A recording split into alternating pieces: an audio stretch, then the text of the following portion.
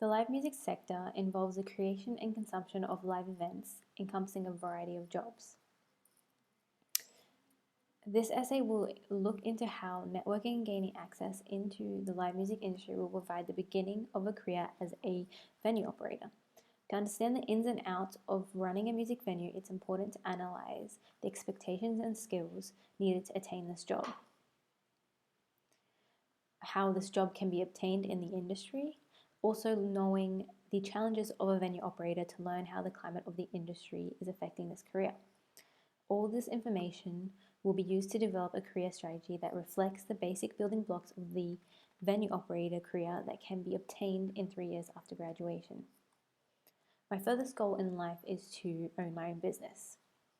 My decision to place my career in the music industries was revealed to me when I was young, when I attended my first live music show. I began being very interested in the music industries and knew my studies were heading in that direction. My decision to look into the venue operation was to further understand the life of a venue operator and how I could develop a career in the live music sector.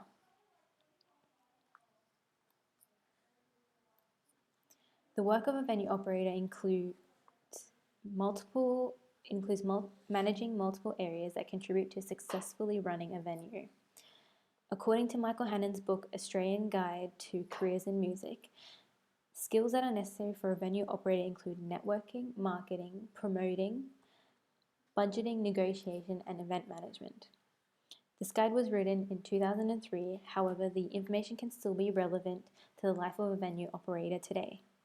These skills can be seen through A Week in the Life of John O'Brien, the venue co-owner of Workers Club Melbourne and Workers Club Geelong. O'Brien attends throughout the week. It can be seen that networking takes a large part of O'Brien's work. O'Brien attends multiple meetings, constantly thinking ahead as he plans future events.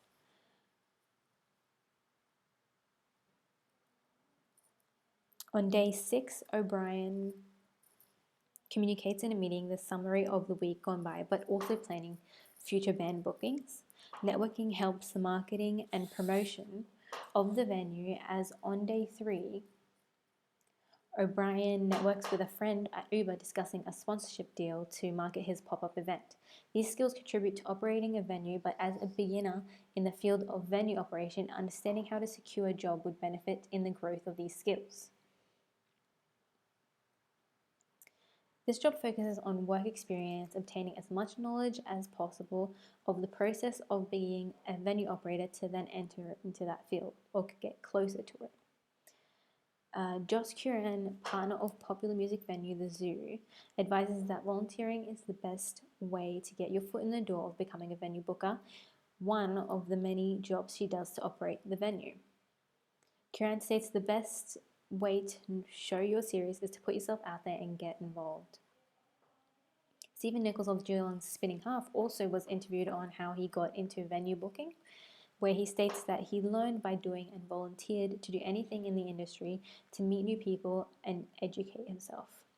The focus of both experiences from Curran and Nichols is networking. Alan Dumbrick and Gail McPherson's Music Entrepreneur, Chapter 2, The Need for the Music Entrepreneur, reveals the importance of entrepreneurship and networking. In this chapter, entrepreneurship is regarded as a necessity for a career in the music industries. Dumbrick concludes that an entrepreneur includes creativity, innovation, and new business skills to continue evolving in music scene. Dumbrick refers to networking, stating music professionals and entrepreneur meets and gets to know will be able to inform them of potential opportunities, appropriate work, or become business partners themselves. This indicates the importance of networking as it helps link professionals and beginners to begin careers and build careers in the industries. A case study by Ian Rogers, You've Got to Go to Gigs to Get Gigs, Indie musicians' eclecticism, and the Brisbane scene interviews Joanna Nielsen of band The Butcher Birds, where she contributes the line "You've got to go to gigs to get gigs," referring to the bands in the scene that to succeed need to have face-to-face informal networking. This idea can also reflect succeeding in a live music career. Attending live events can help with access towards like-minded people, and therefore networking with these people could enhance a career in live music. Volunteering and networking at venues, festivals, and events will help gain knowledge of production and management in the field.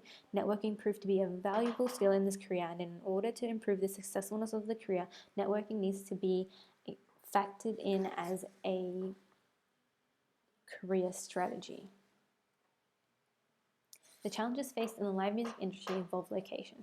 The case study by Ian Rogers talks of the local music indie scene and its lack of venues available in Brisbane, naming only the Zoo and Rick's Bar for local acts. However, today there are other live music venues that cater to local acts.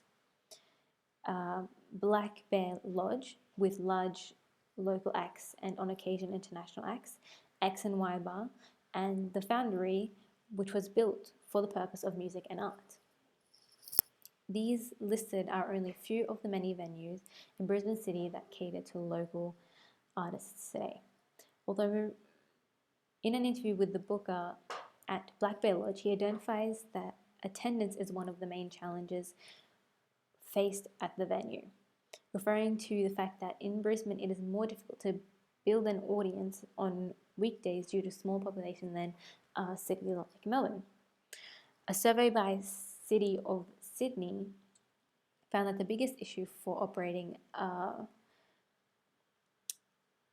venue is the impact of the laws in place by government and the price of performers. The introduction of the lockout laws created a challenge for the live venue as they rely on nightlife.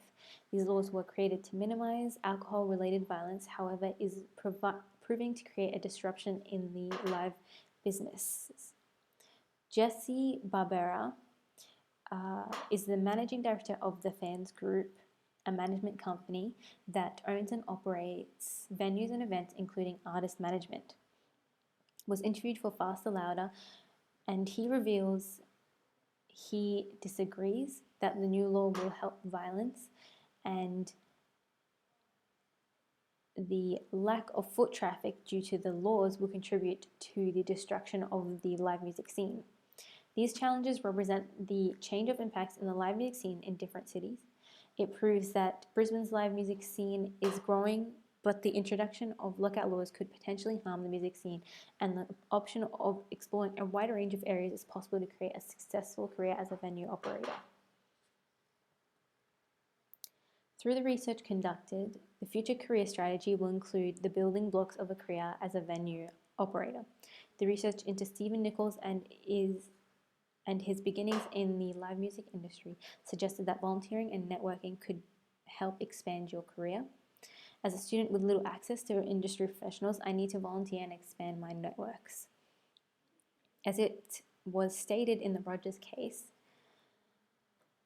study, that the best way of access in the industry is to network with like-minded people, and a strategy is to attend more live venues and events.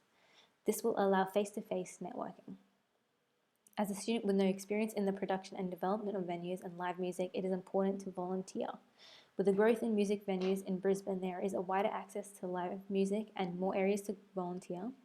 Go Volunteer is a website that helps you find organizations that allow you to volunteer for, directing you towards events such as the annual Brisbane Festival and the Queensland Music Festival.